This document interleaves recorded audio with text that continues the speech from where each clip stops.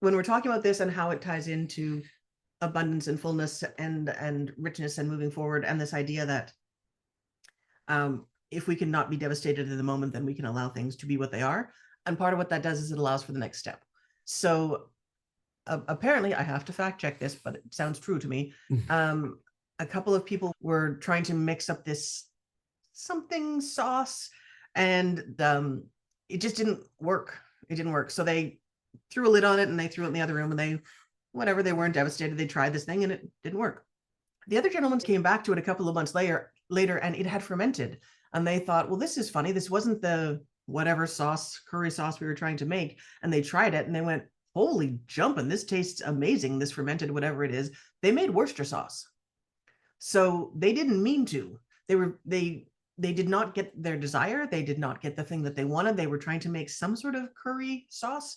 They ended up not being devastated. And because they were able to roll with that, continue with their lives, and come back and say, part of their wholeness of desire is, I desire to learn from it.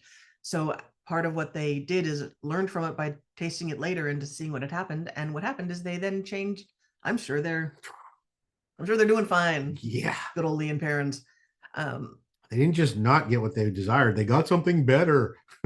And also for people who are interested in culinary things, like Worcester sauce and all of the offshoots of that, those are a huge branch of culinary adventures. And part of the reason why is because it's fermented. So it's giving people all the stuff that they need, that their body needs in order to stay healthy and happy, literally produce serotonin and dopamine. That's what fermented does to us, for us. So when we allow ourselves to not be devastated, sit in the moment, see what the next piece is, the next lesson is, what is being brought to us instead, we get to do better than we thought was the best we could do, and desire more.